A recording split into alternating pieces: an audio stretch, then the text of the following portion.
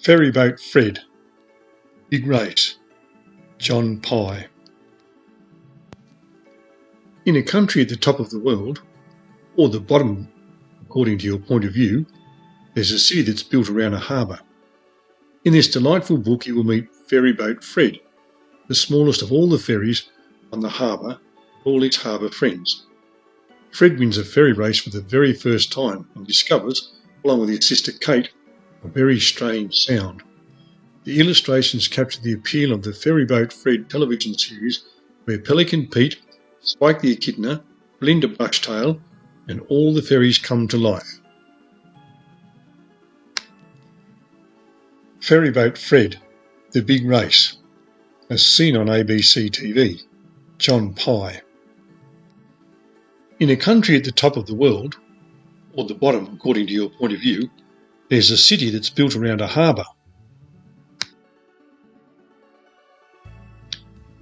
So instead of getting around on trains and buses and cars, some of the people who live there travel on boats, which are called ferries. This story is about Fred, the smallest of all the ferries. Fred's captain was very excited one morning when he came to wake Fred up. "G'day, Fred. G'day, Pete. Wake up. Today is the day that all the ferries have a race. Come on, let's go." So off they went to the starting line. On the way, Fred's captain fell asleep. Fred had been in this race before, but he'd never won. He normally came last, but still it was a lot of fun. The other ferries were already lined up. There was Bill and Kate and Lou. Fred's deckhand, Pelican Pete, was very excited. It was his first time in the race. "Of course we'll win. No worries," he said.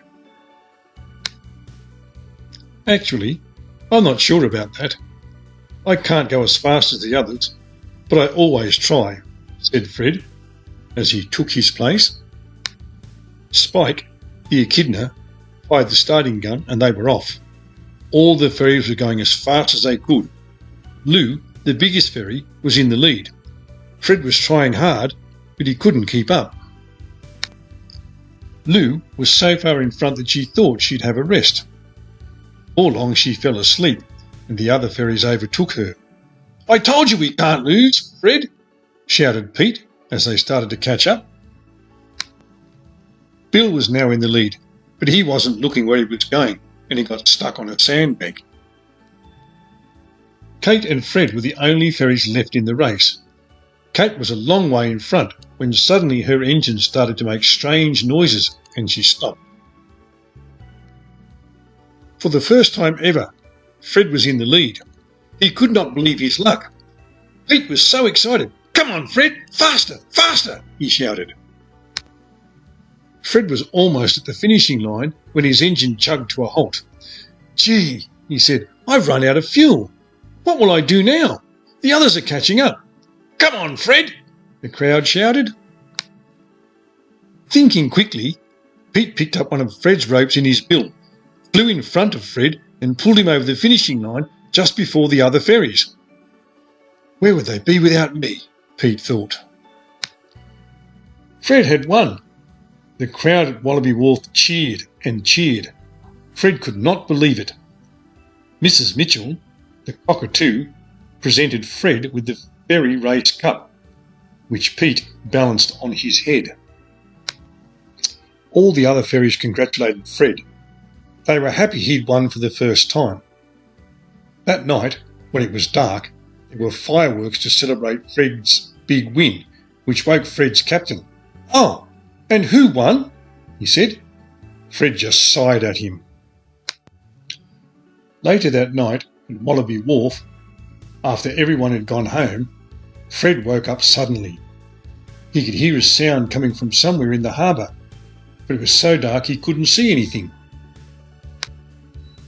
Fred was quite scared. Kate, are you asleep?" he said to his big sister. "Well, I was, Fred. What's wrong?"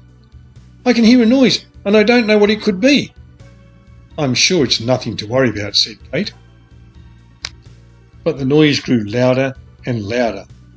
By now everyone was awake, even Fred's captain.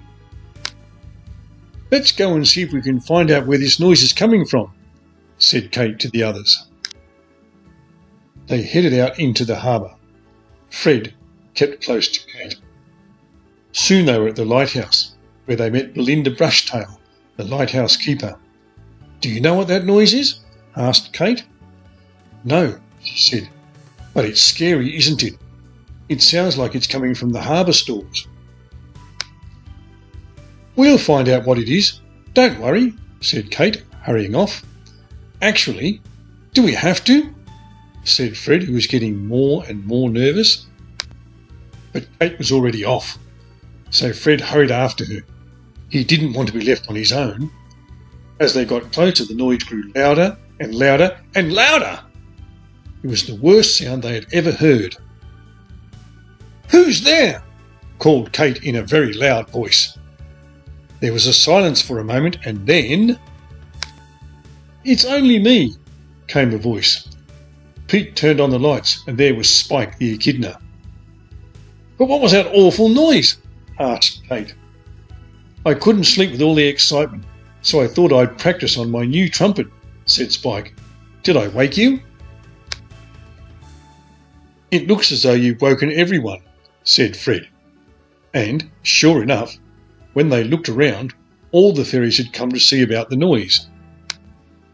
Spike felt very silly he'd caused so much fuss. He promised to never practice at night again, and he never did.